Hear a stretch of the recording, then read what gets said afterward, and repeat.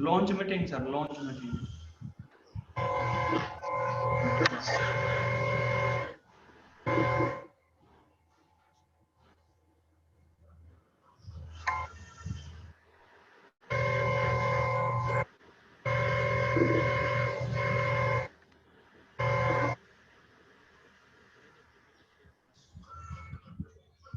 अभी दिख रहा है क्या? हाँ हाँ दिख जी रहा सर। है, स्लाइड प्लीज आ गया। Okay, thank you.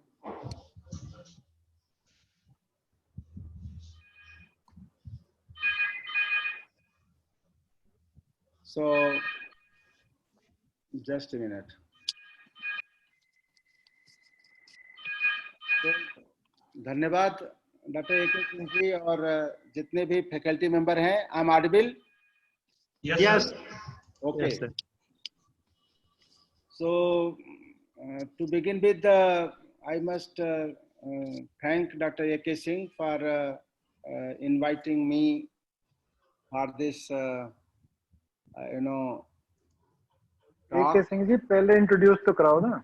Just minute doctor साहब पहले आपका परिचय और स्वागत तो कर लें, उसके बाद शुरू करते हैं 1 मिनट में। ऐसा कर लीजिए जी।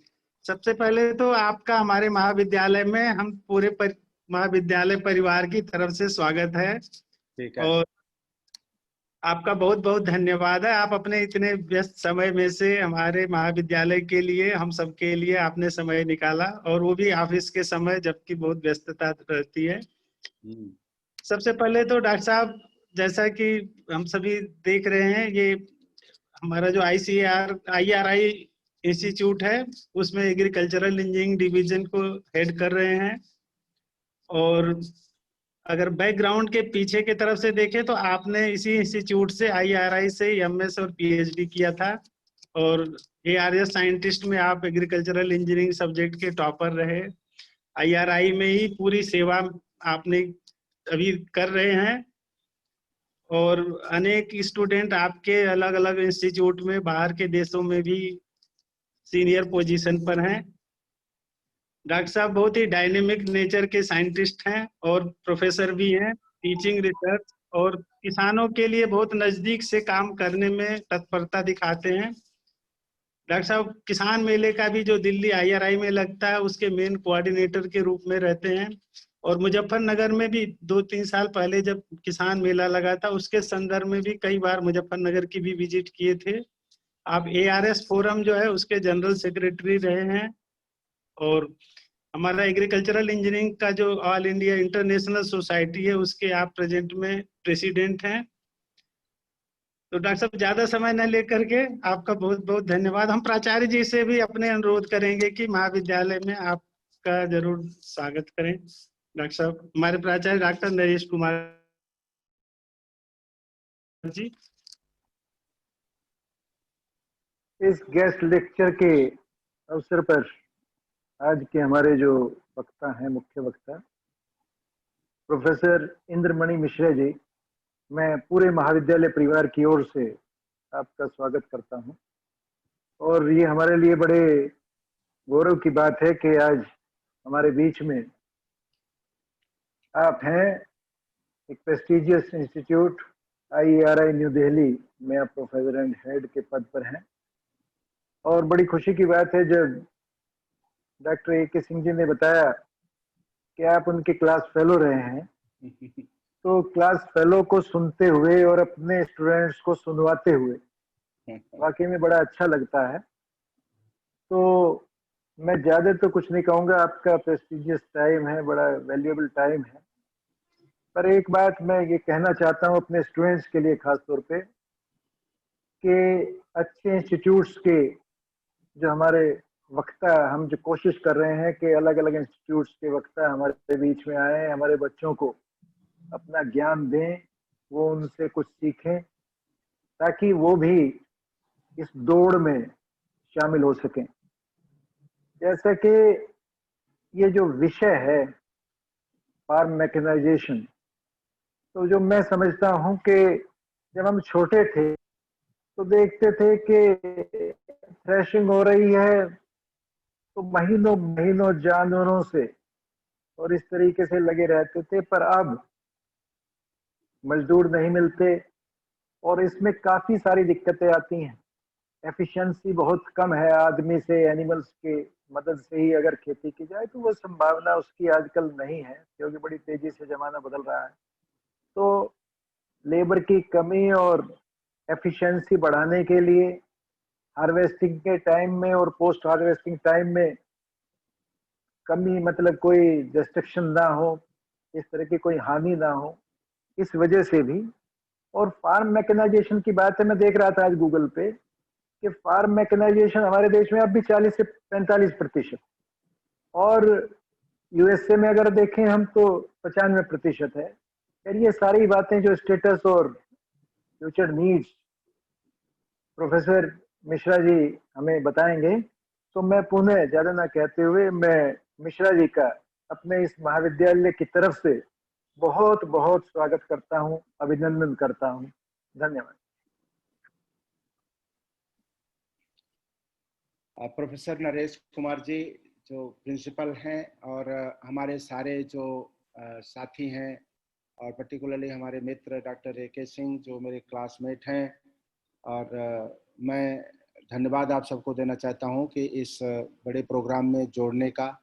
एक शिक्षक के लिए अपने जो स्टूडेंट्स हैं जहां के भी हैं उनसे जुड़ना, और ये जो पर्टिकुलरली ये आपदा का टाइम है, इसमें ये बात निकल के आई है कि बिना आप कहीं बहुत ट्रेवल किए और आपके पास अगर 1 घंटा है तो इफेक्टिवली 1 घंटा आप इमीडिएटली दे सकते हैं, नहीं तो इसी 1 घंटे के लेक्चर के लिए 2 दिन चाहिए होता है कि आप जाओगे, रुकोगे, वो लेक्चर दोगे और आओगे, और डिलीवरी का सिस्टम वही होता है।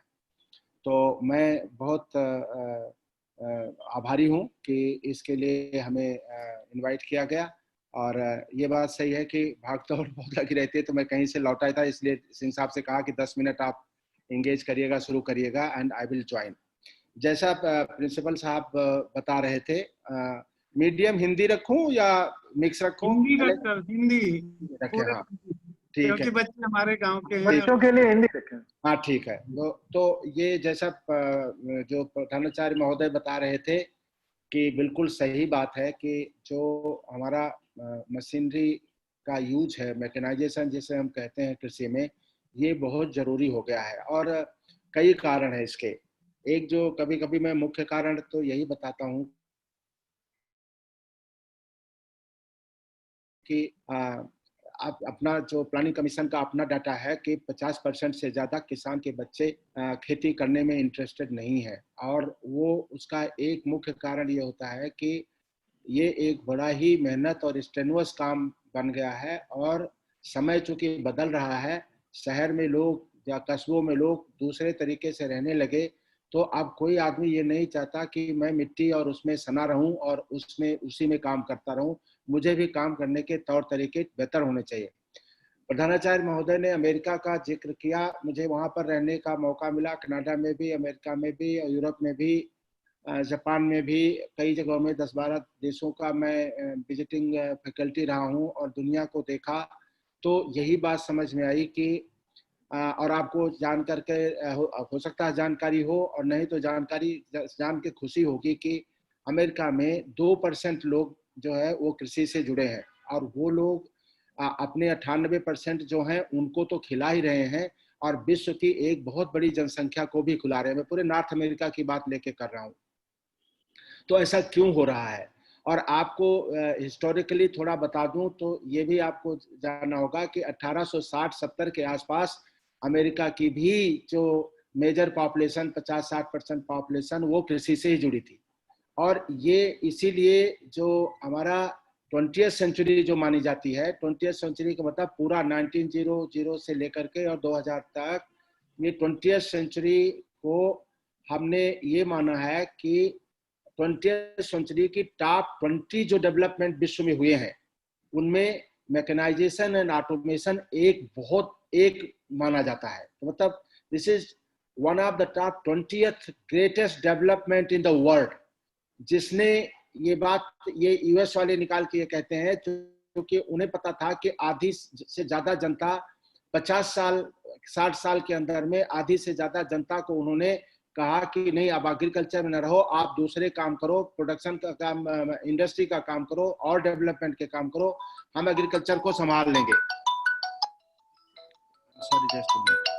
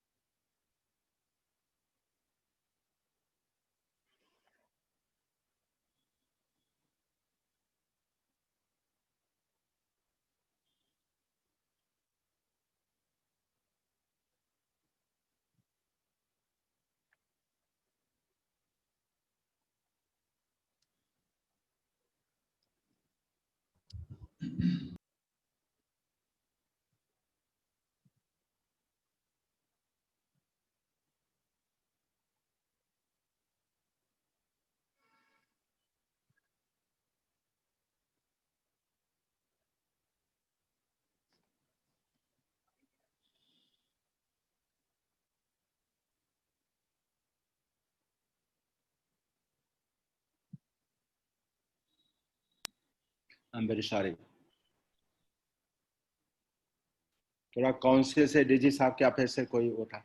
एनीवे, तो हमने ये बात कर रहे थे कि टॉप 20 जो डेवलपमेंट 20वीं सेंचुरी के थे उसमें एग्रीकल्चर मैकेनाइजेशन को माना जाता है। ये विश्व का आंकड़ा बता रहा हूँ। और जैसा प्रधानाचार्य महोदय कह रहे थे कि वहां पर मैकेनाइजेशन पूरी तरीके से हो चुका है। और आपको ये भी, हमारी उनकी परिस्थितियों में बहुत अंतर है। उनके यहाँ जो एवरेज लैंड होल्डिंग है वो 3000 एकड़ है, और को पता है कि 86% जो फार्मर्स हैं वो स्मॉल और मार्जिनल कैटेगरी के फार्मर्स हैं। तो उस तरीके का मैकेनाइजेशन तो नहीं हो सकता, लेकिन मैकेनाइजेशन में हम कहते हैं कि अप्रोप्रिएट मैकेनाइजेशन, जहां की जो नीड है उसके हिसाब से मैकेनाइजेशन होना चाहिए। तो और आपको ये भी जान करके बहुत आश्चर्य होगा कि उनकी एवरेज फार्म ट्रैक्टर साइज जो है वो 500 हार्स पावर है। हमारी 35-40 हार्स पावर के आसपास। 500 हार्स पावर के ट्रैक्टर, हमने उनसे बात में पूछा, जब मैं कनाडा में था तो मैंने पूछा कि इतना बड़ा ट्रैक्टर आपको रखने की क्या जरूरत पड़ती है, आप 100 हार्स पावर के या 80 हार्स पावर के कुछ और ट्रैक्टर कर सकते हो। तो उनका लाइटर वेन में जवाब था कि हम जो है ना 10 ड्राइवर रख पाना मुश्किल है डॉक्टर साहब, इसलिए हम एक ट्रैक्टर 500 हार्स पावर का रखते हैं, एक ड्राइवर चलाएगा, और आगे हम कोशिश कर रहे हैं कि वो एक ड्राइवर भी न रहे, जो कि मैन पावर जो है उनके लिए बहुत बड़ा इशू है। लेकिन फिर भी मैं कहूंगा कि इस देश की अपनी जरूरतें हैं। आप पिछले एक हफ्ते 10 दिन से देख रहे हो कि जो बिल लाए गए उनमें मैकेनाइजेशन का भी उसकी जिक्र करूंगा कि मैकेनाइजेशन भी उससे प्रभावित हो रहा था, उसकी भी मैं ब्रीफ में चर्चा करूंगा। लेकिन ये आपको बताना चाहता हूं कि हमारी जो परिस्थितियां हैं वो थोड़ा डिफरेंट है। यूएस की परिस्थितियां थोड़ा डिफरेंट है। उनके यहाँ ज्यादा उस पर न करके डवेल अपॉन करके इतना जरूर बताऊंगा कि उनके लॉ है, कानून है कि लैंड का फ्रेगमेंटेशन नहीं होगा। अब ये भारत में कर पाना आसान नहीं है। उनके यहाँ जब मैंने पूछा कि ये पिछले कई पीढ़ियों से आपने लैंड को उतने पे क्यों कैसे रखा है, इंडिविजुअल लैंड होल्डिंग को, तो उन्होंने बताया कि हमारे पास जो सिस्टम है, हम लैंड फ्रेगमेंट नहीं कर सकते, बांट नहीं सकते, क्योंकि हमें पता है कि एक थ्रेशोल्ड लेवल से नीचे लैंड चली गई तो एग्रीकल्चर के लिए वो प्रोडक्टिव नहीं रहेगी। आप टुकड़ों टुकड़ों में बांट करके ना तो मशीन यूज कर सकते हैं, ना उसका थ्रेशोल्ड मार्केटेबल प्रोड्यूस पैदा कर सकते हैं, और इस कारण से आपका ये हो जाएगा कि आपकी वो एग्रीकल्चर प्रॉफिटेबल नहीं रहेगी। और they don't want to practise survival agriculture, कि हमारा जस्ट काम चल रहा है, मतलब एग्रीकल्चर को वो एक एंटरप्रेन्योरशिप मानते हैं और उनको उसी तरीके से करना है। तो मैंने कहा करते कैसे हैं आप, तो उन्होंने बताया कि कुछ स्टेट में रूल है कि फर्स्ट बेटे को जाता है, कुछ में है लास्ट बेटा या बेटी, कुछ में लास्ट को जाता है, और उनका अपना एग्रीमेंट होता है कि आगे 10-15 साल में वो प्रोड्यूस मतलब उस लैंड से कमा करके उनको कंपेंसेट करते हैं। तो खैर ये विषय आज की चर्चा का नहीं, लेकिन आपको जानने का जरूर है कि वो लोग कैसे इतनी बड़ी लैंड होल्डिंग इतने सालों से मेंटेन कैसे कर रहे हैं। और ऐसा नहीं है कि वो द्वितीय दर्जे की खेती कर रहे हैं या कोई थर्ड रेट खेती कर रहे हैं। उनकी खेती का सिस्टम हर समय उसे इम्प्रूव करने का है, बढ़ाने का है। आज सारा का सारा वो ऑटोमेशन पे जा रहे हैं। सारा का सारा जिन बातों की हम चर्चा करते सकते हैं। भारत में हम आर्टिफिशियल इंटेलिजेंस की बात कर रहे हैं, हम IoT की बात कर रहे हैं, इंटरनेट ऑफ थिंग्स की एग्रीकल्चर में बात कर रहे हैं, प्रिसिजन एग्रीकल्चर की बात कर रहे हैं, डाटा एनालिटिक्स की बात कर रहे हैं, और ऑल ये मॉडर्न चीजें जो बात कर रहे हैं वो पिछले 10 साल से वहाँ प्रैक्टिस हो रही हैं अलग अलग तरीकों से। तो हमारा थोड़ा सा सिस्टम पीछे चलता है, लेकिन वो हमारे अपने कारण है, फॉर्मेटिव कारण है, उनमें हम बहुत तुरंत बदलाव नहीं कर सकते। कुछ हमारी अपनी इनर्सियां हैं, उसके अनुसार से हम चेंज कर रहे हैं, धीरे धीरे आप देख रहे होंगे। लेकिन ये भी बात बिल्कुल सही है कि हमें अपने को समझ करके आगे बढ़ना है। भारत में लौट करके हम देखते हैं तो मैकेनाइजेशन का जो सबसे बड़ा रोल मैं देखता हूं कि अगर कृषि और किसान को इज्जत देना है तो वो मैकेनाइजेशन बहुत जरूरी है, और बिना इज्जत के कोई काम आगे नहीं बढ़ता। तो मैं इसको सोशल इंजीनियरिंग के रूप में ज्यादा देखता हूँ प्रिंसिपल साहब, जहां पर ये होता है कि अगर एक किसान के बच्चे को आज कहो कि आपकी हल की मुठिया पकड़ करके और आपको खेत पर देसी हल चलाना है या देसी हल से खेती करनी है, तो उसको 23 किलोमीटर चलना पड़ता है, और आप जानते हैं कि वो कितना स्ट्रेनुअस जॉब होता है। उसी को कहिए कि ट्रैक्टर की स्टीयरिंग पकड़ के और आपको सीना तान करके फील्ड में चलना है, तो वो उसको उतना खराब नहीं मानेगा। साथ साथ ये भी देखना है कि सिर्फ ट्रैक्टर और दो इम्प्लीमेंट से बात नहीं होती। बात तो ये पूरा जो आपका रेंज है एग्रीकल्चर प्रोडक्शन सिस्टम का, वो पूरा का पूरा मैकेनाइज होना चाहिए। कहने का मतलब कि जब हम बात करते हैं कि आपका लैंड प्रिपरेशन है, सोइंग प्लांटिंग है, उसके बाद आपका इंटरकल्चर है, इरिगेशन है, हम इरिगेशन को भी बात कर मानते हैं कि वो भी मैकेनाइजेशन का ही पार्ट है। फिर आपका बीड मैनेजमेंट है, प्लांट प्रोटेक्शन है, हार्वेस्टिंग है, थ्रेसिंग है, ट्रांसपोर्टेशन है, और फाइनली उसका स्टोरेज है। ऑल जितने भी ये जो ऑपरेशन है सारे के सारे मैकेनाइज्ड होने की जरूरत है, और उसी दिशा में हम लोग जो है ना कोशिश कर रहे हैं। तो ये सारा मानते हुए ये समझ में आना है कि कृषि का मशीनीकरण बहुत जरूरी है। अभी जो स्थिति है वो बहुत क्या कहते हैं काबिले तारीफ नहीं है, लेकिन प्रयास काबिले तारीफ जरूर है। प्रयास इसलिए मैं कह रहा हूं कि पिछले कुछ सालों से mechanisation agriculture as a particular and mechanisation also एक जरा बड़ी मुहिम चल रही है। मैं इसको क्या कहते हैं मैकेनाइजेशन को आगे बढ़ाने का। भारत की स्थिति जब देखेंगे तो ट्रैक्टर का ही अगर मैकेनाइजेशन का वो माने तो 1914 में इस देश में पहली बार ट्रैक्टर लाया गया था। 30 का दशक जो था वो पंपिंग सिस्टम को डेवलप करने का था भारत में, और ये जो वेस्टर्न यूपी का आपका एरिया है इसका बहुत बड़ा जो है ना प्रयोग करने में बहुत योगदान रहा है। जो 40 का दशक था उसमें CTO की स्थापना हुई थी, सेंट्रल ट्रैक्टर ऑर्गेनाइजेशन की, जिसमें से बाहर से ट्रैक्टर इंपोर्ट किए गए थे, और उनका बेसिकली लैंड डेवलपमेंट के लिए ढेर सारा एरिया आपको पता है कि वो एग्रीकल्चर के यूज लायक तो था लेकिन यूज में नहीं था। तो लायक को में बनाने के लिए ये कोशिश की गई कि जब तक लैंड डेवलपमेंट के लिए हाई हॉर्स पावर ट्रैक्टर लाए गए। कांस वगैरह ऐसी थी जिसे हम कहते हैं कि एक बहुत ही ऐसी ग्रास थी जिसको हटाना ये करना जब तक डीप रूटेड जुताई नहीं जाती थी। तो और तराई का डेवलपमेंट हुआ। आप पंतनगर में जहां मैं और AK सिंह सभी हम वहाँ स्टूडेंट थे, तो वो सारी एरिया जो है ना डेवलप की गई। तो वो एक डेवलपमेंट का दौर था।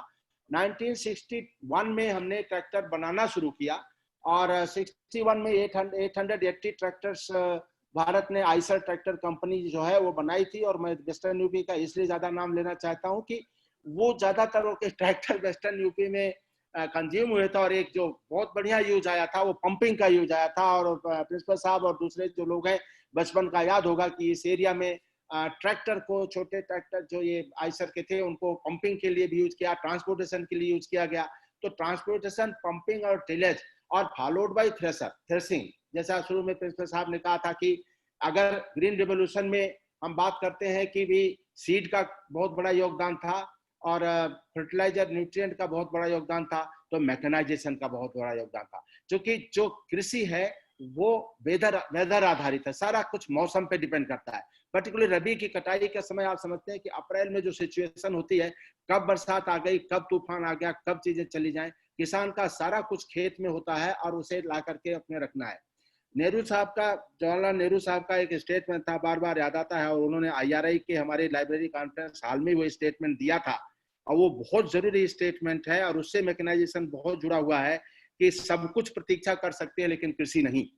अगर सब कुछ प्रतीक्षा कर सकती है कृषि नहीं, का मतलब हुआ कि एक टाइमलीनेस जो है वो बहुत ही आवश्यक अवयव है कृषि प्रोडक्शन सिस्टम का। और अगर टाइम पे काम नहीं किया गया तो फिर केवल जो है ना लॉस ही उठाना पड़ता है, और टाइम इंश्योर करने के लिए मैकेनाइजेशन का बहुत बड़ा योगदान है। तो इस तरीके से बढ़ा, और आपको पता होगा कि 2000 के आसपास आते आते हमने वो मार्क अचीव किया जिसे हम कहते हैं largest tractor producer in the world. विश्व में सबसे ज्यादा ट्रैक्टर प्रोडक्शन का काम हम 2000 के आसपास ही अटेन कर लिए थे, और आज के दिन भी हम ट्रैक्टर प्रोडक्शन में विश्व में सिरमौर है, पहला नंबर है। 7 लाख से ज्यादा ट्रैक्टर हर साल प्रोड्यूस होते हैं। और लेकिन 1991 के आसपास आजकल चर्चा चल रही, जैसे ये अभी विधेयक लाए गए हैं, और ऐसे ही कानून 91 के आसपास हुआ था, जहां ये जो क्लचेस थे प्रोडक्शन सिस्टम पर, मतलब इंडस्ट्री पर जो क्लचेस थे, particularly implement industry, tiny industry मान करके उस पर इतने ज्यादा प्रतिबंध थे, तो उस समय की सरकार ने खोला था कि भाई सबको खोलिए, जितने बंधन में रखोगे उतने ये तोता उड़ेगा नहीं। तो तोता उड़ाने के लिए कहा गया कि तोता आप प्रोडक्शन, तोता आप जो है ना कि इसको जितने जकड़ के रखोगे उतना ही नुकसान की बात है। इसलिए उस समय ये किया गया कि भाई खोलो इसे। नरसिंहा राव साहब को ये श्रेय जाता है, और उस समय ये खोला गया इंडस्ट्री का, वो बहुत बड़ा डिसीजन था, और उसके कारण इंडस्ट्री पर्टिकुलरली इम्प्लीमेंट इंडस्ट्री खूब बढ़ी। और आज के डेट में आप अगर देखेंगे तो सन 94 में मैंने एक अध्ययन किया था, मैं आके ARS ज्वाइन ही किया था, तो एक अध्ययन किया था, और उस समय तक भारत सरकार के लोगों को पता नहीं था कि दिल्ली और उसके आसपास, जिसमें शामली और बड़ौत भी शामिल है, गाजियाबाद भी शामिल है, सब जगह उस समय हम गए और हमने ये देखा कि, और करनाल भी शामिल है, कि एग्रीकल्चर मशीनरी प्रोडक्शन कैसे हो रहा है। और मैं उस समय ये एस्टिमेट निकाला कि 127 करोड़ का क्या कहते हैं उस समय बिजनेस था। 127 करोड़ का, मैं 94 की बात कर रहा हूँ, वो 10-15 गुना बढ़ चुका है। तो कभी कभी कुछ चीजें दिखती नहीं है लेकिन होती बहुत है, और वही चीज अंडर करंट चल रही थी, जिसके कारण अब आप देखेंगे आज की डेट में तो फार्म इम्प्लीमेंट मैन्युफैक्चरिंग पूरे देश में फैल चुकी है, और उसका श्रेय सरकार के कानूनों को जाता है। 2-3 बातें और उठा करके फिर मैं प्रेजेंटेशन पे आऊंगा। तो मतलब ये भारत सरकार की और राज्य सरकारों की कोशिश मैकेनाइजेशन में क्या चल रही है। हमारा एक सबमिशन ऑन एग्रीकल्चरल मैकेनाइजेशन है, भारत सरकार का प्रोग्राम है, बहुत ही एम्बिशियस प्रोग्राम है, जिसमें उन्होंने ये लेके देखा है कि ज्यादा से ज्यादा लोगों को मैकेनाइजेशन का फायदा पहुंचाया जाए। तो इसका ध्यान रखते हुए ये जो सबमिशन ऑन मैकेनाइजेशन चलाया गया, जिसमें 4-5 उसके एस्पेक्ट हैं, और एक एस्पेक्ट उसमें बहुत बड़ा है कि लोगों को मशीनें सब्सिडी पे पहुंचाई जाएं। दूसरा एक बहुत बड़ा आया उसमें कि कस्टम हायरिंग सेंटर बनाए जाएं, क्योंकि भारत, जैसे मैंने शुरू में बताया कि 86% लोग अगर स्मॉल एंड मार्जिनल कैटेगरी के हैं, तो फिर उसमें हमें, मैं प्रिंसिपल साहब 1 मिनट का और ब्रेक लो, मेरे डायरेक्टर का फोन आ रहा है, 1 मिनट का ब्रेक लो।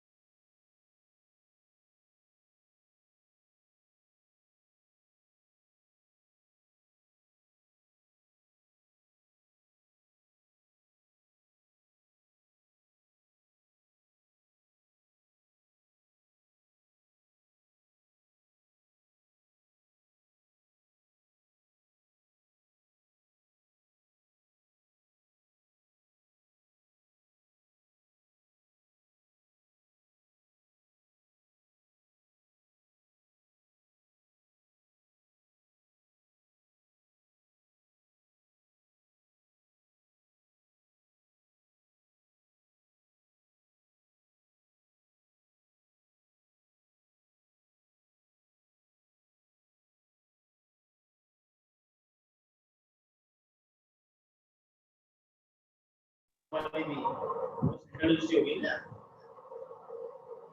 स्टेट हो या जम्मू कांगड़ी स्टेट है क्या Jammu Kangri deemed university state थोड़ी है, सेंट्रल है ना, सेंटर में डीम्ड के 3 कैटेगरी होती है ना वो। नहीं फैसिलिटी अच्छी होती है हाँ।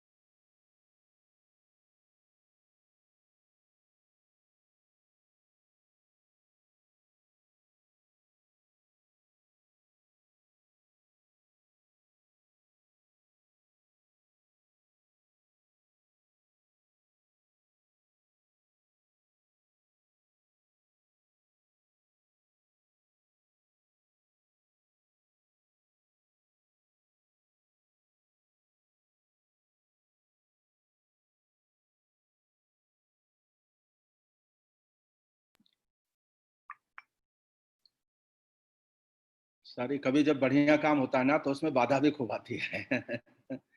ओम सारी, तो हम ये चर्चा कर रहे थे कि ये सरकार की जो कोशिशें हैं उसमें जो सबमिशन ऑन एग्रीकल्चरल मैकेनाइजेशन है उसमें एक ह्यूज क्वांटिटी 2000 करोड़ का एक प्रोविजन था कि अब उसके थ्रू हमें मैकेनाइजेशन को करना है, और उसमें कस्टम हायरिंग को एक मेन मुद्दा रखा गया और सब्सिडी को मुद्दा रखा गया। अच्छे इक्विपमेंट प्रोवाइड किए जाए इसलिए क्वालिटी को टेस्टिंग सेंटर बनाए गए, और ऐसा कर करके एक बड़ा, अभी पहले 4 केवल टेस्टिंग सेंटर थे फार्म मशीनरी के, अब 30 और ऐड किए गए, जिसमें हमारा IRI भी है, यूनिवर्सिटीज हैं, उनको कहा गया कि भाई सिर्फ जो टेस्टिंग सेंटर भारत सरकार के हैं वो सफिशिएंट नहीं है, तो 30 मोर सेंटर ऐड किए गए, और हम लोग भी यहाँ पर अब जो मशीनरी की टेस्टिंग करते हैं ताकि वो किसानों तक क्वालिटी मशीनरी पहुंच सके।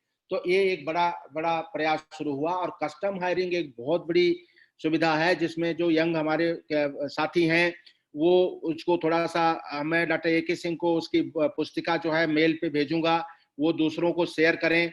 अगर कस्टम हायरिंग का अपना एक ग्रुप बना करके, अगर एक सेल्फ हेल्प ग्रुप बना करके आप आना चाहते हैं तो सरकार की जो सुविधाएं हैं उनको लेकर के इसे कैसे एक एंटरप्रेन्योर डेवलप करने के ना आपके लिए आप 2-4 और साथियों को उनका एम्प्लॉयमेंट दे सकते हैं, और साथ साथ जो चीजें हैं वो वहीं पर कृषि की जो हमारे किसानों की आवश्यकता है वो पहुंच जाए। एक जरूर ध्यान देना है, आपके माध्यम से कहना चाहूंगा कि वेस्टर्न यूपी और हरियाणा में कई जगह मैं विजिट किया जहां पर प्रिंसिपल साहब ये देखता हूं कि कई बार किसान भाई बस शान में ये है ना कि भाई ट्रैक्टर ले लिया, और ट्रैक्टर को ये नहीं समझते कि उसका कम से कम 1000 घंटे पर साल और 10,000 घंटे 10 साल में उसकी भूख होती है। उसकी इकोनॉमी के लिए और उसकी इंजीनियरिंग दोनों के लिए ये बहुत जरूरी होता है कि वो सफिशिएंट उसका जो है ना यूज आवर क्या। हमें ऐसे भी किसान मिले हैं जिन्होंने 50 घंटे मतलब 50 घंटे भी साल भर में उनका ट्रैक्टर नहीं चलता। तो ये देश का नुकसान है, उन्हीं का नहीं है, देश का भी नुकसान है। तो इसलिए भी हम बात करते हैं, और कई जगह मैंने उनसे पूछा, एक चौधरी साहब थे वहां पर झज्जर में, तो उनको मैं एक मशीन दे के बल्कि आया कि मैंने कहा कि ये लेकर के और आपको किसानों के यहाँ चलवाना है, वो मशीन लेजर लेवलर का हमारी तरफ से था। मैं अनेक्डोट इसलिए बताना है कि उससे थोड़ा सा दिमाग में चीजें बैठती हैं कि ये कितना जरूरी है। और उन्होंने कहा कि अरे साहब क्या बात करते हैं, हम किसी के खेत पे जोतने जाएंगे, आप यही करवाओगे हमसे। तो मैंने कहा कि ये बात नहीं है, बात ये है कि किसी को एम्प्लॉय कर लीजिए कैसे करके, लेकिन अगर हम लेजर लेवलर आपको फ्री में दे रहे हैं, आप उनसे जो है ना डीजल का जितना चार्ज हो और कुछ मिला के आप चार्ज भी कर दो, लेकिन प्रयोग तो होना चाहिए, उपयोग तो होना चाहिए। तो मशीनरी का इसीलिए ये ओला उबर मॉडल की जब हम बात करते हैं तो मेरा ये एक अनुरोध है कि ऐसे को ये कहा जाए, चलो कार तो मान लिया कि अगर नहीं भी चली तो आपको शान बैठी है, शान है आपकी, लेकिन ट्रैक्टर में ऐसा क्या हो जाएगा, अगर उसको यूज नहीं होता है तो उसे खरीदे ना, कस्टम हायरिंग चाहे, और खरीद रहे हैं तो उसका एक बिजनेस मॉडल डेवलप करें और दो चार मशीनें लें। अगर आप 5-6 लाख का ट्रैक्टर ले सकते हैं तो फिर कुछ हजार की मशीनें लेकर के और उसको वाइडर यूज करिए, और उससे क्या होगा, किसान का फायदा होगा, आपको प्रॉफिट मिलेगा, आप किसी को एक एम्प्लॉयमेंट दे सकते हैं और इस तरह से मैकेनाइजेशन बढ़ेगा। सरकार की जितनी स्कीम है प्रधानाचार्य महोदय, उसमें चाहे बागवानी मिशन है, चाहे फूड मिशन है, चाहे आप एग्रीकल्चर मैकेनाइजेशन तो है ही है, सब में ये व्यवस्था रखी गई है कि एग्रीकल्चर मैकेनाइजेशन पर जरूर दो जाए। बागवानी मिशन में 50% तक छूट है, बाकियों में आप देखते हैं किसी में 40% तक, 30% तक, डिपेंडिंग अपॉन छूट है। जब आप जाएंगे कस्टम हायरिंग सेंटर के लिए तो उसकी अलग अलग छूट है। कृषि मंत्रालय के हमारे वेबसाइट पर पूरा डिटेल अवेलेबल है, मैं सिंह साहब को भेजूंगा भी। तो ये समझना है कि कैसे जो सरकार की जो व्यवस्थाएं हैं वो प्रॉपर तरीके से सही लोगों पर अगर पहुंचती नहीं है तो उसका फायदा नहीं उठ पाता। तो इसलिए इस लेक्चर में मैं ये भी एम्फसाइज करना चाहूंगा कि अगर किसी का मन है कि भाई हम ये करना चाहते हैं, एक अपना एंटरप्रेन्योरशिप खोलना चाहते हैं जहां मशीनरी सिस्टम को लेकर के और अपनी एरिया का मैकेनाइजेशन बढ़ाएंगे, अपने लिए एम्प्लॉयमेंट जनरेट करें, वो करने की बात है। एक और इशू है जो बायोमास बर्निंग का, आप सुने होंगे, और उसमें वेस्टर्न यूपी, पंजाब, हरियाणा और दिल्ली का कुछ पार्ट शामिल है। सरकार ने 3 साल की योजना बनाई थी, 1152 करोड़ रुपए, 1152 करोड़ रुपए उसमें इन्वेस्ट किए जा रहे हैं, जो 3 साल की व्यवस्था है। और उस व्यवस्था में हमने ये देखा है कि 8 मशीनें सिलेक्ट की गई हैं, उनमें 3 ग्रुप में है। एक जो पैडी स्ट्रा अगर बचा रह जाता कंबाइन की बात, उसकी साइज छोटा करना है, श्रेडर वगैरह है। दूसरी टाइप की मशीन है जो कंजर्वेशन एग्रीकल्चर की है, जीरो टिलेज और हैप्पी सीड ड्रिल कहते हैं। उनसे आपको वहीं पर जो है मॉइस्चर अगर सफिशिएंट है तो खेत में डायरेक्ट बुआई के लिए जो हम यूज करते हैं। और तीसरी जो रोटावेटर और एमबी प्लाऊ है, जिनसे अगर हम उसको एक बार चला देते हैं, और पूसा इंस्टीट्यूट ने एक डिकम्पोजर डेवलप किया है जो आपको बीच में 2 बार मैं कट किया, उसी डिकम्पोजर पे बात चल रही थी डीजी साहब के यहाँ, और आज कल चीफ मिनिस्टर दिल्ली के यहाँ प्रेजेंटेशन है। दिल्ली उत्तर प्रदेश सरकार ने भी उस डिकम्पोजर की 25,000 यूनिट का हमारी इंस्टीट्यूट को ऑर्डर दिया है। पूसा डिकम्पोजर कहते हैं, माइक्रोबियल इंटरवेंशन है। एक कैप्सूल का सेट है, पाउच, जिसमें 4 कैप्सूल हैं, और उसका एक विधि है, उसके थ्रू डेवलप करके 1 हेक्टेयर की पैडी स्टॉक को मैनेज किया जा सकता है, और इंस्टीट्यूट डिकम्पोजिशन की के लिए उसको वो व्यवस्था की गई है। तो भारत जो उत्तर प्रदेश सरकार से अभी पिछले 10 दिन पहले एक इसी तरह से जूम बेस्ड एक मीटिंग थी चीफ सेक्रेटरी, जो प्रिंसिपल सेक्रेटरी एग्रीकल्चर के साथ, और उन्होंने हमारे इंस्टीट्यूट को एक ये दिया है। तो हम अपने किसान के जो मित्र हैं उनको भी ये चाहूंगा कि इन सब में भी यंग फ्रेंड्स यहाँ पर भी एंटरप्रेन्योरशिप डेवलप करने के चांसेस हैं। अभी ये देखना है कि पर्टिकुलरली कोविड टाइम में आप देख रहे हैं कि नौकरियों पर काफी वो लगा है, तो कैसे, और कृषि लौट करके फिर सबसे इम्पोर्टेंट चीज बन गई है। मैं अभी तक हम कहा करते थे कि उत्तम खेती मध्यवान, आज आप रियलिटी में देख सकते हैं कि जीडीपी जब लुढ़की 23%, तो केवल एग्रीकल्चर की जीडीपी है वो 4%, 2.5%, 4% बढ़ी हुई है। जो इस समय की आप देखेंगे खरीफ का टोटल जो हमारा सोइंग थी वो एवर हाईएस्ट थी, कभी उतनी सोइंग खरीफ में नहीं हुई थी।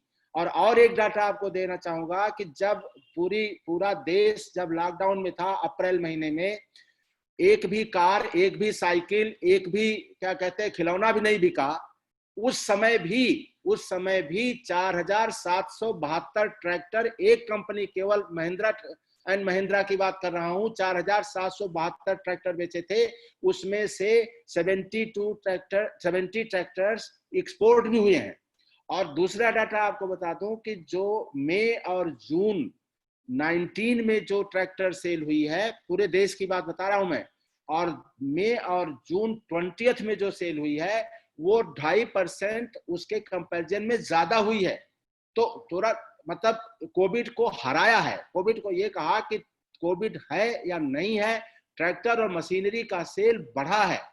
उसमें मैं भी काफी जो है ना एक्टिव था, और ये कोशिश की गई कि गृह मंत्रालय के साथ होकर के, उन्होंने तो सब बंद कर दिया, सब बंद कर दो, तो हुआ कि समय किसान के लिए बहुत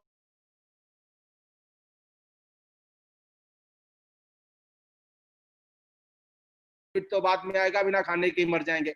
तो उन बातों को देखते हुए स्लोली 3-4 स्टेप में गृह मंत्रालय ने छूट दी थी। पहले हमने कहा आप कंबाइन हार्वेस्टर का मूवमेंट दे दो, फिर रिक्वेस्ट किया आप कंबाइन हार्वेस्टर चलेगा तो उसमें स्पेयर पार्ट की जरूरत पड़ी तो स्पेयर पार्ट की दुकानें खोलो।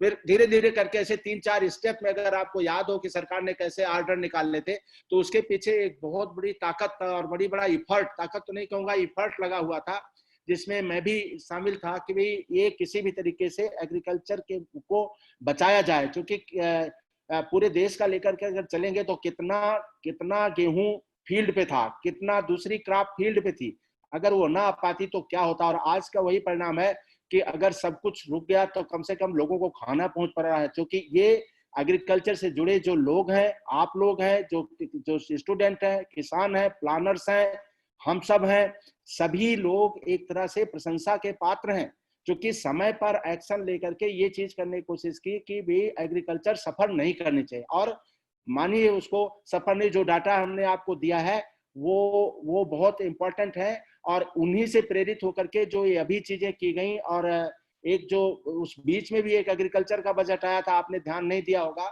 जो हमारी फाइनेंस मिनिस्टर महोदया हैं, उन्होंने उस समय एक ये लेकर के आए थे, एक हैवी इन्वेस्टमेंट आया था कि आप एक फार्म गेट से लेकर के और फोर्क तक आपको कैसे ये मोबिलाइजेशन सब चेंज किया जाए, और किस तरीके से इन्वेस्टमेंट आया, बहुत बड़ा इन्वेस्टमेंट आया।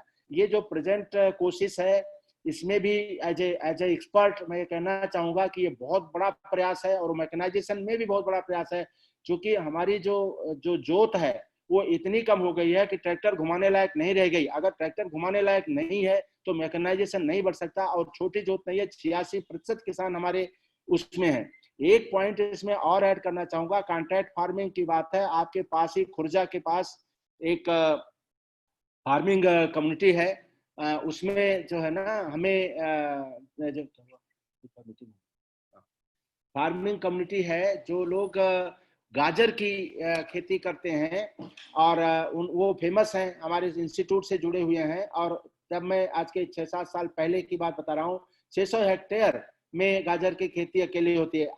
ये सब सक्सेसफुल एग्जाम्पल है जहाँ का कोई सिस्टम नहीं था फिर भी किए गए। इसका मतलब कि अगर हम लैंड को आपस में पूल करके, और एक मार्केटेबल थ्रेशोल्ड की बात मैं करता हूँ कि अगर इतना अब छोटा जो है ना किलो 2 किलो पैदा होके नहीं होगा, आप टनों में बात करो कि एक पर्टिकुलर कमोडिटी टनों में निकलेगी। और उसके लिए अगर आपको प्रधानमंत्री साहब का तीन एक नारा था, जिसको आप बहुत एग्रीकल्चर में भी वो लागू होता है, उन्होंने कहा कि स्किल और क्या कहते हैं, आप एक स्किल के लिए बोला, स्किल इंप्रूव करना है आपको, और स्केल इंप्रूव करना है, मतलब आपको हाई लेवल पे सोचना है, और इसका समझ करके आपको आगे बढ़ने की जरूरत है। तो वो एग्रीकल्चर में भी लाने की जरूरत है, इसलिए मैकेनाइजेशन बहुत जरूरी हो जाता है। ये थोड़ा ब्रीफ में हम आपको एक व्यू रखना चाहे कि how important mechanisation is. And जब मैकेनाइजेशन की बात करें तो हम सीड टू फिर क्या कहते हैं आपके ग्रेन स्टोरेज तक की भी बात करता हूँ। इसको एग्रीकल्चर, पूरा एग्रीकल्चर मैकेनाइजेशन की बात, it is not farm mechanisation. जब फार्म मैकेनाइजेशन है तो वो तो खेत के तक बात हो गई, लेकिन जब एग्रीकल्चर मैकेनाइजेशन है तो that includes everything and everything. मतलब आपने जो सीड कहते हैं ना कि बीज से बाजार, प्रधानमंत्री साहब का पीछे एक नारा था, आपने ध्यान दिया होगा, तो उन्होंने कहा बीज से बाजार तक का मैकेनाइजेशन की बात है।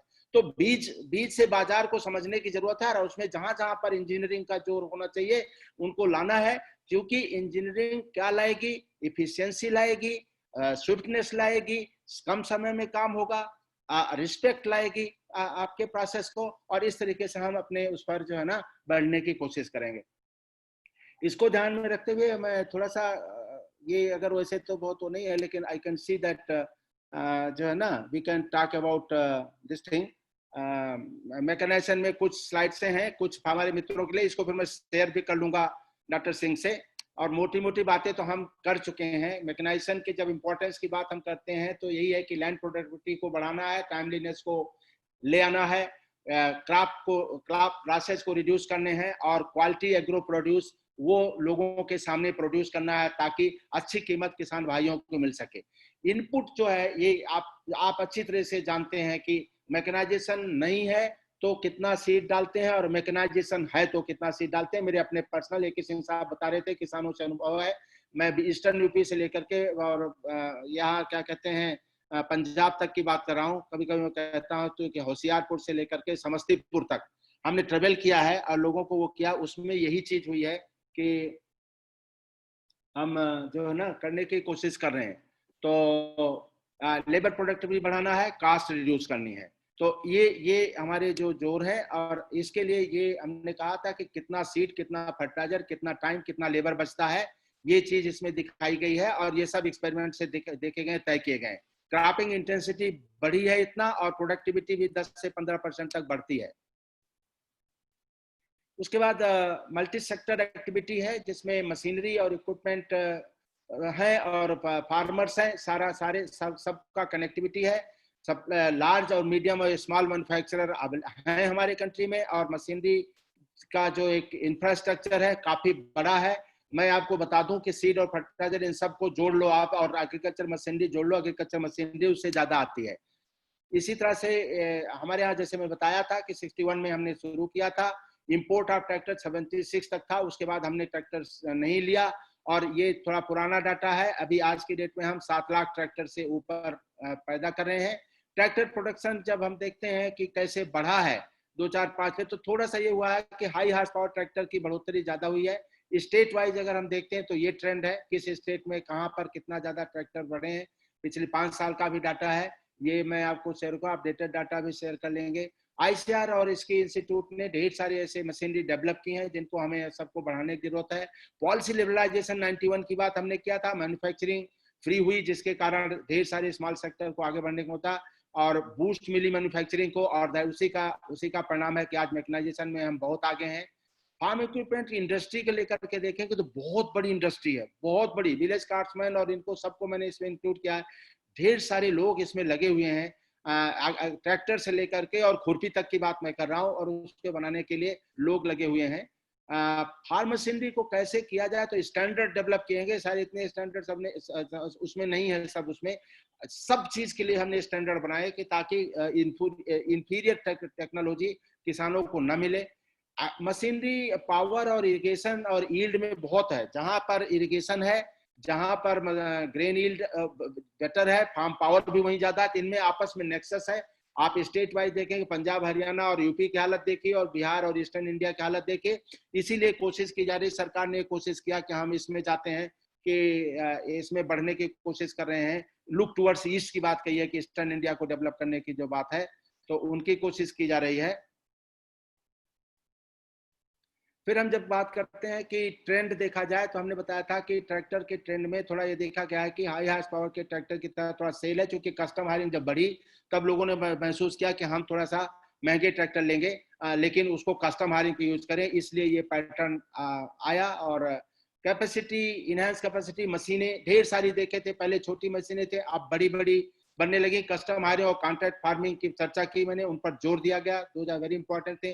कस्टम हायरिंग में काफी बड़े प्रयास हुए हैं और मैं एक बार एग्जांपल देता हूं कि एक ही गांव है, एक हरियाणा करनाल के पास, जहां एक गांव में 135 कंबाइन हार्वेस्टर है और उन्होंने दिखाया कि कंबाइन हार्वेस्टर को कैसे हम एक कस्टम हायरिंग का एक बहुत बढ़िया मॉडल दिखाया और उससे प्रेरित होकर के अब सरकार कस्टम हायरिंग पे बहुत बड़ा जोर दे रही है। जो नई एरिया आ रही है, जैसे हमने चर्चा की, जीरो टिल्डेड की, स्ट्रिप टिल्डेड की, raised bed planter, laser leveller, aqua फर्टिसाइड, drip irrigation, these are the technology, new technology आ रही है। इनमें से ढेर सारी चीजें आप अगर हमें पूसा में आएंगे तो हम आपको दिखाने के लिए सक्षम है। मेले में सारा चीज लगाते हैं। डॉक्टर सिंह ने कहा था कि मेले का विजिट, मेला हमारा मार्च फर्स्ट वीक में लगता है, आते हैं तो इन सब चीजों को आपको दिखाएंगे और जितनी भी टेक्नोलॉजी है। प्रिसिजन मशीनरी और हार्टिकल्चर मैकेनाइजेशन पे काफी जोर चल रहा है, उसको समझने की जरूरत है और ढेर सारी ऐसी मशीनें पूसा में उपलब्ध हैं। और हमारे पास एक स्कीम है जो क्या कहते हैं, जिसमें हम मशीनरी मैन्युफैक्चर से प्रोवाइड बनवा करके आपको प्रोवाइड करते हैं, उसे हम कहते हैं क्या कहते हैं, रिवॉल्विंग फंड स्कीम। तो उस रिवॉल्विंग फंड स्कीम में हर साल हम अपने डिपार्टमेंट से करीब 2 करोड़ तक के इम्प्लीमेंट लोगों के पास पहुंचाते हैं पूरे देश में। तो वो अगर किसी को जरूरत है तो हम उसे पहुंचवा सकते हैं। शुगर केन मैकेनाइजेशन पर आप जानते हैं जो चल रहा है, वेस्टर्न यूपी में शुगर केन का एक बड़ा है, ढेर सारी चीजें हो गई हैं, मेरठ में मैन्युफैक्चरर्स हैं, लेकिन हार्वेस्टर की एक जो समस्या है उस पर थोड़ा और काम करने के लिए चल रहा है। काटन मैकेनाइजेशन एक और है जो चैलेंज है, ट्रांसप्लांटिंग जो है एक चैलेंज है, जिन सब पर अभी रिसर्च का काम चल रहा है।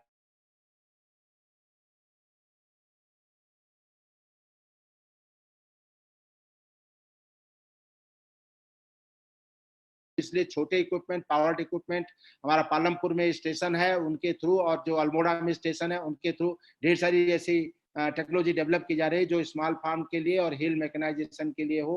लाइट पावर मशीनरी पर हमारा जो है पावर टिलर जो हिल में लाने की जरूरत है। हमने खुद यहाँ पूसा में स्मॉल ट्रैक्टर एक बनाया है जो 1 हेक्टेयर के किसान के लिए सफिशिएंट हो। उसमें हमारी धारणा है कि एक हेक्टेयर, एक किसान, एक इंजन, मल्टीपल ऑपरेशन, और उसमें थोड़ा सा पावर टिलर से हमने थोड़ा सा अलग किया है। हमें अभी भी मानना है कि पावर टिलर के पीछे चलने में किसान या किसान के बच्चे जो है ना उतना कंफर्टेबल नहीं महसूस होते, इसलिए राइड इज प्राइड का एक हमने नारा दिया कि जो भी हो वो राइडिंग होना चाहिए, यानी बैठने का हो तब भी चल सकता है। इसलिए पावर टिलर में भी आप देख रहे हैं आजकल की राइडिंग व्यवस्था की जा रही है, या स्मॉल ट्रैक्टर के भी चलने की जरूरत है।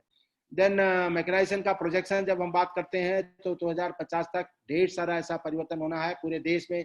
3.5 हार्स पावर, ये हमारा ही डाटा है। प्रोफेसर गजेंद्र सिंह आप हमारे एक गुरु हैं, वो आपके वेस्टर्न यूपी से आते हैं। दो स्टालवर्ट एग्रीकल्चरल इंजीनियरिंग के, प्रोफेसर JS पवार जो शामली के पास से हैं, और प्रोफेसर गजेंद्र सिंह जो खुर्जा के पास हैं, दोनों क्लासमेट है पंतनगर के। इनका बहुत बड़ा कंट्रीब्यूशन रहा है और दोनों हमारे गुरु रहे हैं, एक यहाँ पर, एक IIT बैंकॉक में। तो और मैं आपकी एरिया में बहुत ट्रेवल हुआ हूँ तो बहुत सीखा हूँ। तो इस फार्मलैंड से और फार्मर ग्रुप से हमारी भी बहुत एजुकेशन हुआ है। मैं उसके लिए आप सबको धन्यवाद देना चाहता हूँ। मैकेनाइजेशन में हम ये चाहते हैं इनको सबको मिलाना जरूरी है। फार्मर्स है, R&D इंस्टीट्यूशन है, मैन्युफैक्चरर्स है, कारपोरेट सेक्टर है। हम यही कोशिश कर रहे हैं IRI पर, इनको सबको जोड़ रहे हैं, और ताकि वो हमारे काम आए, हम उनके काम आए, और फाइनली हम दोनों मिल करके किसान के काम आए। तो ये कोशिशें चल रही हैं। अभी हाल में बहुत जोर दिया गया है, जिनको हमने चर्चा अभी की आपको, कि मनरेगा वगैरह के चक्कर में और जो लेबर की स्कार्सिटी हुई है उसको सबको 12th प्लान में हमने बताया। 12th प्लान की चर्चा की हमने। जो नया वो आया है, क्या कहते हैं, बायोमास के स्ट्रेटेजी के लिए जो 1152 करोड़ सरकार ने लगाए, उसकी भी चर्चा की। तो इन सब चीजों में मैंने बताया था कि एनुअल ट्रांसैक्शन 850 बिलियन का है फार्म मशीनरी का। जो मैं बताया आपसे कि ये पूरा आप सीड और फर्टिलाइजर सब जोड़ लो, वो भी उतना नहीं होता। तो एक बहुत बड़ी चीज है। और 12th प्लान में 2000 करोड़ की चर्चा मैंने पहले ही की आपसे। मैकेनाइजेशन के ढेर सारे जो है ना इंडिकेटर्स हैं, उन पर प्रोडक्शन और ये उनकी, आप अगर उनके नंबर देखें तो खुद ही बता रहा है कि हम इस एरिया में बहुत आगे बढ़ रहे हैं। और ढेर सारी ऐसी चीजें हैं जो आगे हमें इस पर और जोर देंगे कि मैकेनाइजेशन में और आगे हमें बढ़ना है। कुछ चैलेंजेस हैं। अब मैकेनाइजेशन एवरेज करने के बाद मैंने कहा कि एक तरफ उड़ीसा और बिहार है, दूसरी तरफ पंजाब है। पंजाब यूरोप के कंपेयर कर सकते हो, और उड़ीसा बिहार को आप अफ्रीका से कंपेयर कर सकते हो। तो अफ्रीका को और यूरोप और अमेरिका दोनों यहाँ हैं। कैसे इस गैप को एवरेज करें, एक बहुत बड़ा चैलेंज है जिस पर कोशिश हो रही है, हम सबकी कोशिश। और कस्टम हायरिंग जिसे हम कहते हैं, ये एक जरिया बन सकता है जिसके थ्रू हम इस गैप को कम कर सकते हैं। एग्रो मशीनरी को डिफरेंट ऑपरेशन जो है उनको पॉपुलराइज करना पड़ेगा, क्योंकि ट्रैक्टराइजेशन इज नॉट मैकेनाइजेशन। तो हम सिर्फ ट्रैक्टर तक न जुड़े रहें। और उसका एक ये थोड़ा नेक्सस है, जितने ज्यादा मशीनरी लाओगे उतने यूज बढ़ाओगे, उतने ज्यादा आपके ट्रैक्टर का यूज बढ़ेगा। तो इसलिए आपका पर आवर कास्ट कम होगी।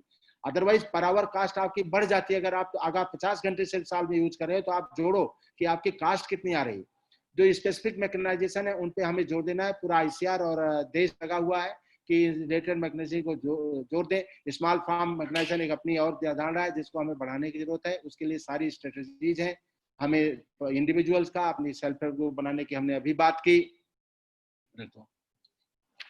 बाद में हमने तो उनको करने की जरूरत है। और क्या कहते हैं, ये joint Fitr R&D institution, manufacturer और कॉर्पोरेट सेक्टर का होना चाहिए। पार्टिसिपेटरी एक्शन रिसर्च की हम बात करते हैं, क्योंकि हमने इसको बहुत पॉपुलराइज किया कि किसान के खेत में जाकर के आप रिसर्च करो। इन द सेंस किसी मशीनरी को भी वहां टेस्ट करो, तो हो सकता है वो बताता है साहब ये मशीनरी का एक और प्रॉब्लम है प्रिंसिपल साहब, ये होता है कि कोई मशीनरी वेस्टर्न यूपी के लिए बनी हो सकता है आसाम में ठीक से काम न करे, या आसाम के लिए बनी इधर काम न करे। तो जब आप किसान के खेत पे जाते हैं तो और लर्निंग आइडियाज इंसाइट मिलता है कि इसमें क्या थोड़े मोड़े मॉडिफिकेशन किए जाए ताकि इनके लिए यूज किया जा सके। तो इसलिए हम कस्टम बिल्ट की बात करते हैं। पार्टी रिसर्च बहुत जरूरी है। रिवाइवल फंड स्कीम की हमने चर्चा की इंस्टीट्यूशंस के लिए, हमने इसको बहुत सक्सेसफुली दिखाया है, पूरे देश को दिखाया है कि कैसे एक डिवीजन 2 करोड़ की तकनीकी हर साल किसानों को दे सकता है, पहुंचा सकता है। इंडस्ट्री, इंस्टीट्यूशन, इंटरेक्शन, इनोवेटर्स, ये ढेर सारे आई हैं जिनको जोड़ने की जरूरत है। और एग्रीकल्चर मैकेनाइजेशन और एग्रीकल्चर एज ए होल में काफी जरूरत है इन चीजों को करने की। और यहाँ पर मैं अपना जो है ना इसको फिनिश करूंगा। मेरा सिर्फ यही कहना है कि स्वामीनाथन साहब का एक स्टेटमेंट है कि कुछ भी फेल और हो जाए चल जाएगा, लेकिन एग्रीकल्चर अगर फेल हो गई तो वो नहीं चलेगा। ये स्टेटमेंट उन्होंने कुछ दशक पहले दिए थे। कोविड ने ये प्रूव कर दिया कि कुछ भी फेल हो जाए चल जाएगा, लेकिन एग्रीकल्चर फेल हो गई तो कुछ नहीं चलेगा। इसके साथ मैं यहाँ पर बंद करना चाहूंगा, क्योंकि मुझे थोड़ा सा कॉल भी आ रही है 2-3 जगह से, उनको हमें थोड़ा उसमें भी जाना है। लेकिन मुझे अच्छा लगा, कोई सवाल है तो वो हम चाहेंगे कि जो है ना पूछे जाए। डॉक्टर सिंह। डॉक्टर साहब, वो इंटरप्रेन्योरशिप की ट्रेनिंग आपके यहाँ जो होती है शॉर्ट तो टर्म, ये मैं ट्रेनिंग के लिए अभी आपकी जो बात हो रही थी उसके पहले हमने चर्चा ही कर रहा था कि मिनिस्ट्री से हमारे पास एक प्रोजेक्ट आ रहा है जिसमें हम किसानों को एग्रीकल्चर मशीनरी मैकेनाइजेशन से रिलेटेड ट्रेनिंग कराएंगे। हम यहाँ पर एक ट्रेनिंग मोटर बाइंडरिंग की कराते हैं। पूरी हमारी इंस्टीट्यूट में बहुत ट्रेनिंग्स होती हैं, उसकी एक लिस्ट हम आपके थ्रू पहुंचाना चाहेंगे। आप बी कीपिंग पे ट्रेनिंग होती है, आपका क्या कहते हैं मशरूम कल्टीवेशन पे ट्रेनिंग होती है, फार्मिंग सिस्टम रिसर्च पे ट्रेनिंग होती है।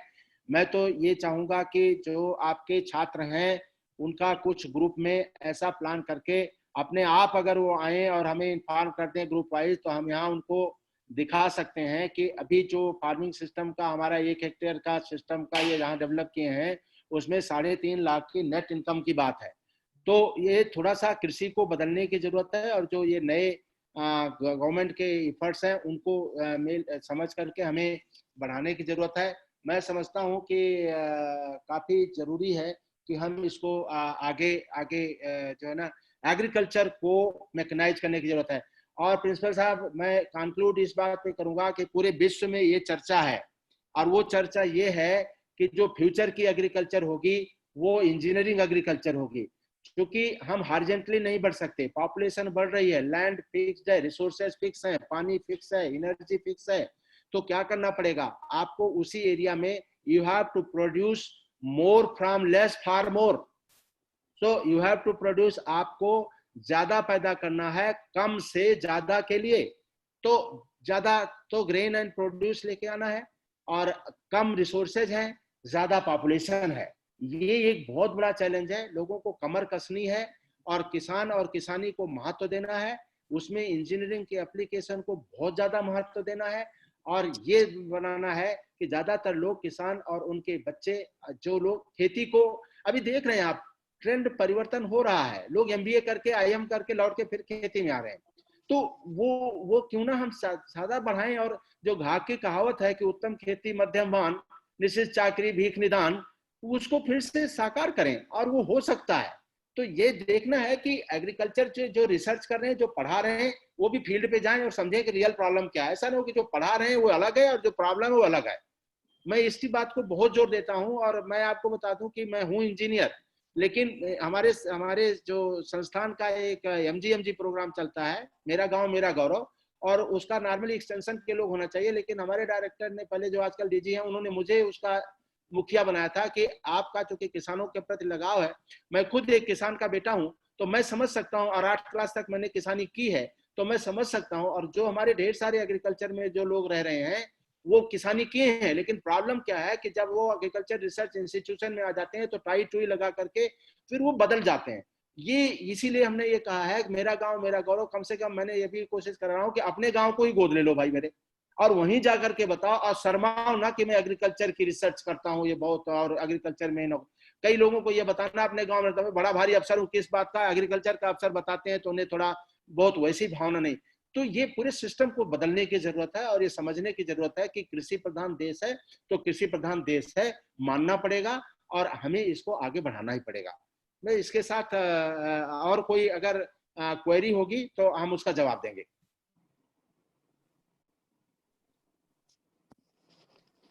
हेलो, अनशेयर करेंगे हमारी तरफ से, तो अनशेयर का भी नहीं दिख रहा है।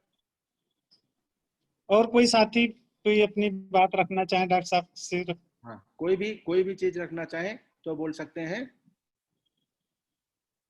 डॉक्टर संदीप जी कुछ आपको कहना?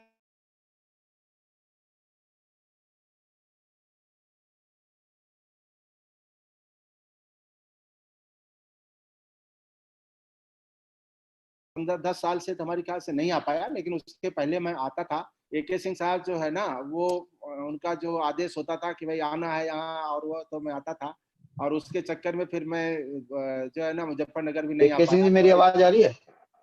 हाँ आ रही है। आ रही है, अच्छा चलिए।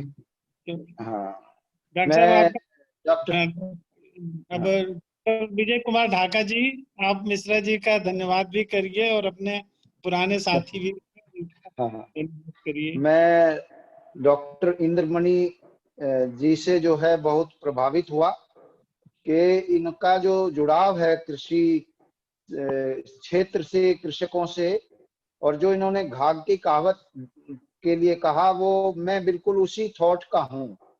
और डॉक्टर साहब मैं आपसे 1 साल सीनियर वहीं पंतनगर का हूँ। अच्छा, आपके जो सीनियर्स थे जयपाल सिंह वगैरह, जो उस बैच का मैं हूँ। मैं एग्रीकल्चर वो मेरे में गुरु थे, वो मेरे गुरु थे। हाँ, अच्छा, वो और गजेंद्र सिंह साहब दोनों मेरे गुरु थे। हाँ, एक ने मुझे यहाँ पढ़ाया, मेरी मास्टर्स PhD दोनों उन्हीं के अंडर में है, डॉक्टर पवार के, नहीं, और गजेंद्र सिंह डॉक्टर साहब। साहब नहीं, आप वो पवार साहब अलग है। वो जयपाल सिंह एक आपके बैच, एक बैच सीनियर जो थे वहाँ अच्छा, पंतनगर में। 80 बैच में थे, 80 बैच में थे। हाँ, हाँ, 80, तो मैं 80 बैच का हूँ। ओके ओके मैं ओके, 80 बैच, हाँ। Thank you. तो आपका जो है वो जो विचार है वो बिल्कुल सही है। घाघ का जो ये कहना है कि भाई उत्तम खेती, मैं इसी विचारधारा का हूँ। और ये बिल्कुल सही बात आप कह रहे हैं कि मैकेनाइजेशन और वो स्मॉल स्केल पर, जो छोटे छोटे इंस्ट्रूमेंट्स से लेकर के, और वो ट्रैक्टर माउंटेड या और छोटी मशीनरी उन पे माउंटेड, जो इस तरह के हैं, उनकी जरूरत है कृषि क्षेत्र में। और आज इस तरह की चीजें दिख भी रही हैं। और ये आपका जो आपने जो अध्ययन किया है, एक एक मतलब किसान की मन स्थिति को समझा है, ये बहुत ही बढ़िया बात आपने करी। और इसके लिए आपका हम हृदय से धन्यवाद करते हैं कि आप यहाँ हमारे साथ आकर के जुड़े। हमारे विद्यालय के बच्चों को जो है आपकी गाइडलाइन मिली, उस पे वो ध्यान देंगे, उस तरह काम करेंगे। आने वाला time biotechnology, agriculture technology, agriculture engineering, इन्हीं सब का है, इसमें कोई दो राय ही नहीं। और क्योंकि यही है जिससे हम बढ़ा सकते हैं। बाकी चीज रिसोर्सेज सारी जो है वो निश्चित है हमारे पास, उनमें से ही चीजों को बढ़ाना है। तो डॉक्टर इंद्रमणि जी का जो कि बहुत कीमती समय उन्होंने निकाल करके हमें दिया, उसके लिए मैं उनका बहुत हृदय से आभारी हूँ। हमारे महाविद्यालय के छात्रों को उन्होंने संबोधित किया, इसके लिए बहुत आभारी हूँ। हमारे यहाँ पर जो है मौजूद इसमें जो कार्यक्रम जिन्होंने संचालित किया, डॉक्टर AK सिंह साहब, हमारे प्रिंसिपल साहब, और डॉक्टर संदीप कुमार, डॉक्टर सुधीर कुमार, इन सब का सहयोग से जो है ये वेबिनार संपन्न हो पाई। इन सब का मैं धन्यवाद करता हूं और इसी बात के साथ अपनी बात को विराम देता हूं। धन्यवाद डॉक्टर साहब। थैंक यू सिंह साहब, धन्यवाद। तो और कभी फिर मिलेंगे। और इसमें जरूर सर।